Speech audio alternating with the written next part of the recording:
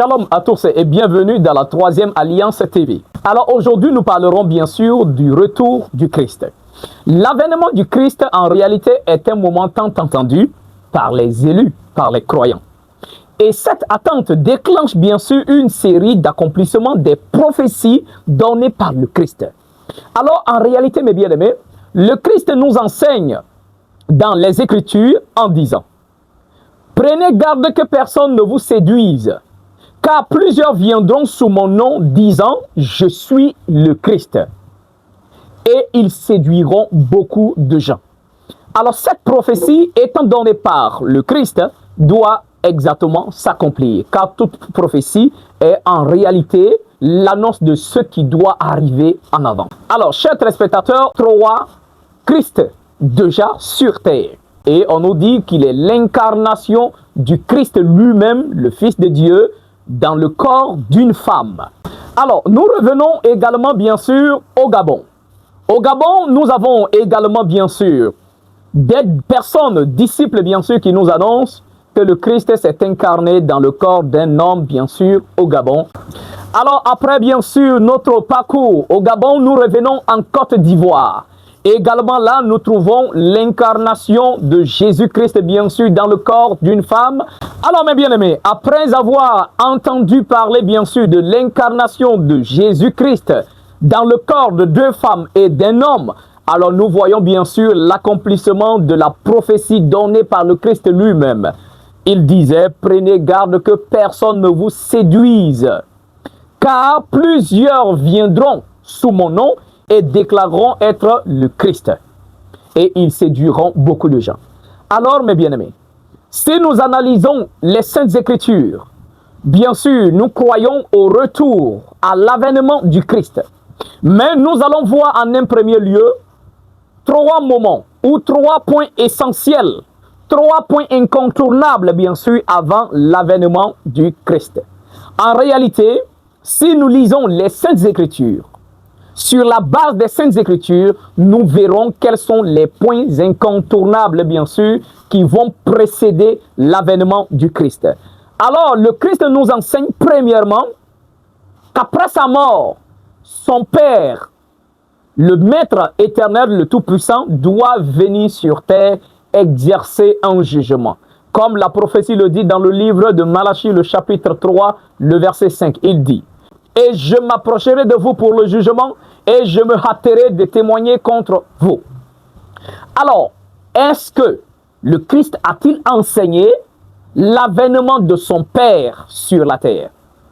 Alors, avant que le Christ ne revienne sur la terre, alors il faut premièrement que son Père le précède d'abord. Il faut que son Père accomplisse premièrement un travail sur la terre, un travail de jugement.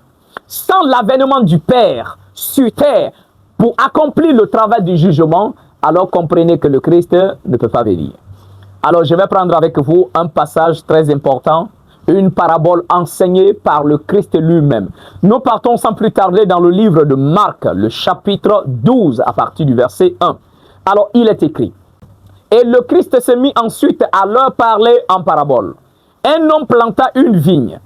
Il l'entoura d'une haie, creusa un pressoir et bâtit une tour, puis il la ferma à des vignerons et quitta le pays. Au temps des récoltes, il envoya un serviteur vers les vignerons pour recevoir d'eux une part du produit de la vigne. S'étant saisis de lui, ils le battirent et le renvoyèrent à vide. Il envoya de nouveau vers eux un autre serviteur. Ils le frappèrent à la tête et l'outragèrent. Il envoya un troisième qu'ils tuèrent et plusieurs autres qu'ils battirent ou tuèrent. Il avait encore un fils bien-aimé. Il l'envoya vers eux le dernier en disant: ils auront du respect pour mon fils. Mais ces vignerons dirent entre eux: voici l'héritier, venez, tuons-le et l'héritage sera à nous. Et ils se saisirent de lui, le tuèrent et jetèrent hors de la vigne. Maintenant, que fera le maître de la vigne? Il viendra, fera périr les vignerons et il donnera la vigne à d'autres. Alors mes bien-aimés, dans ce passage extrêmement important, Une parabole que beaucoup ne comprennent pas le sens, mais en réalité, nous allons ensemble décortiquer cette parabole. Un monsieur, un père de famille, va faire un champ de vigne confiant à des vignerons. Mais si nous rentrons bien sûr dans la réalité, dans l'explication de cette parabole, qui est en réalité le maître de la vigne? Qui est cet homme qui a planté cette vigne-là? La réponse est Dieu le Père. Ça, c'est déjà un premier point. Alors, la vigne représente quoi? La vigne est le monde entier. Alors, qui sont les vignerons? Les vignerons, ce sont les humains habitant dans le monde. Alors, quel est le fruit de la vigne, bien sûr? Le fruit de la vigne, ce sont les bonnes œuvres que le Tout-Puissant, le Père, demande des humains, des hommes qui sont des vignerons. Alors, mes bien-aimés, la parole dit au temps des récoltes, le Père, le maître de la vigne, envoie des serviteurs. Un premier qu'on le frappe, deuxième qu'on l'outrage, un troisième qu'on le tue et plusieurs autres. Alors, qui sont ces serviteurs envoyés par le maître de la vigne qui est Dieu? Alors, ce sont les messagers de la bonne loi, ce sont les prophètes. Alors, certains ont été outragés, d'autres ont été tués, d'autres ont été persécutés. Maintenant, le point central. Qui est le fils du maître de la vigne qui sera tué par les méchants vignerons? Alors, sans plus tarder, c'est le Christ. Il n'y a aucun problème. Maintenant, le verset 9 vous pose une question très essentielle et très importante. Au verset 9, le Christ qui enseigne pose la question. Après la mort du fils, quand on a attrapé le fils du monsieur et qu'il a été tué, que fera le maître de la vigne? Si nous sommes d'accord que le maître de la vigne est Dieu, après qu'on ait tué son propre fils, que fera le maître de la vigne? Là est la question posée. Mais sans plus tarder, nous n'irons pas bien sûr à la hâte. Le verset 9 précise, il viendra. Un premier lieu. Il viendra.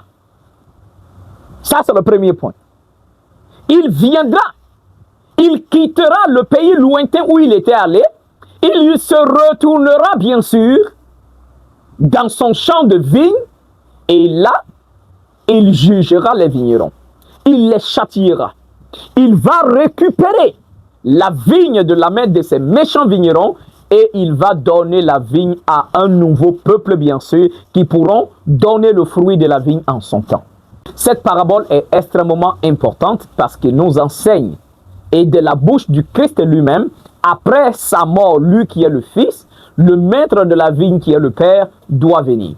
Alors, combien de pasteurs connaissent cette réalité? Combien de chrétiens connaissent cette réalité qu'après la mort du Christ, Dieu le Père doit d'abord venir sur terre et accomplir l'œuvre du jugement et l'œuvre du témoignage, comme le dit Malachie, le chapitre 3, le verset 5.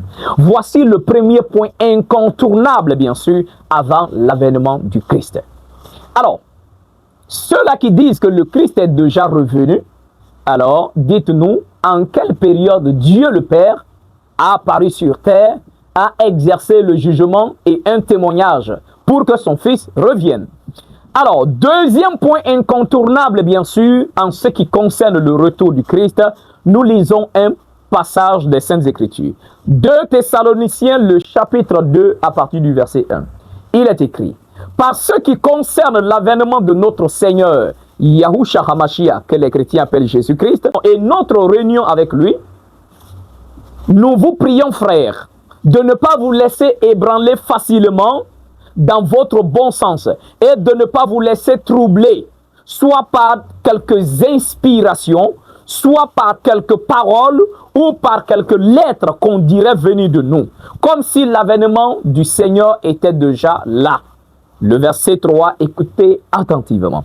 « Que personne ne vous séduise d'aucune manière, car il faut que l'apostasie soit arrivée auparavant et qu'on ait vu apparaître l'homme du péché, le fils de la perdition. » Ce verset est extrêmement important.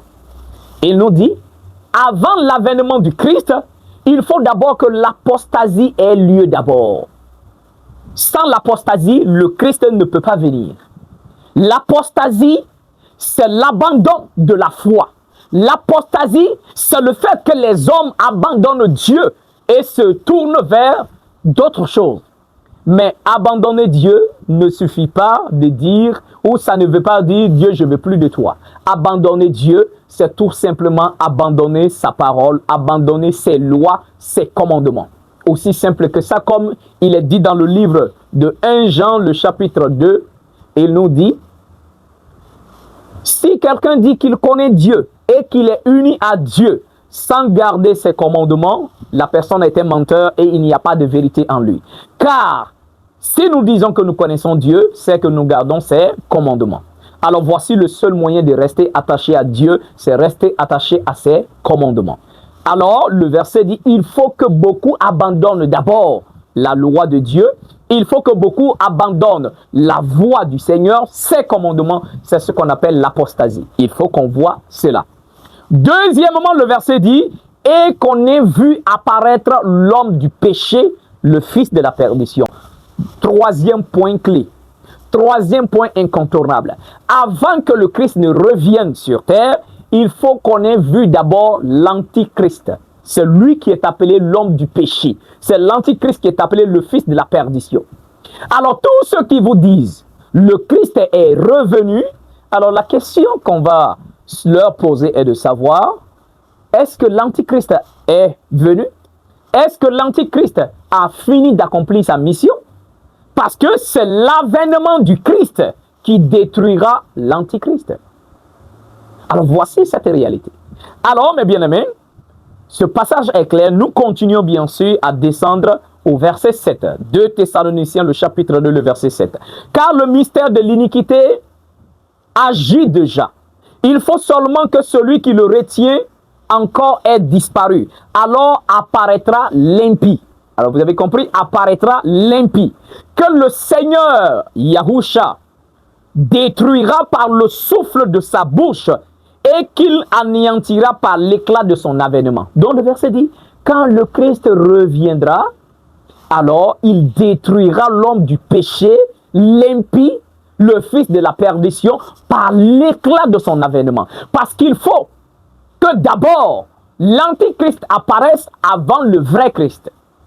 Car si le vrai Christ vient, et après le faux Christ vient, mais ça n'a aucun sens. Le vrai doit être en arrière et il faut forcément que le faux arrive d'abord. Le Christ dit, le voleur ne vient que pour voler, égorger et détruire. Mais moi, je suis venu afin que mes brebis aient la vie et qu'elle est en abondance. Donc la question qui est posée, qui vient premièrement? Entre le voleur et le fils de la maison, qui vient premièrement? Le voleur. Alors entre l'Antichrist et le vrai Christ, qui vient premièrement? C'est l'Antichrist. Donc, il faut que l'Antichrist apparaisse d'abord, accomplisse d'abord sa mission, son travail, qu'il persécute d'abord les croyants et ainsi le Christ pourra revenir. Alors que ce soit celui qu'on dit être l'incarnation de Jésus, que ce soit en Chine, que ce soit au Gabon, que ce soit en Côte d'Ivoire, comprenez que ce sont des hérésies.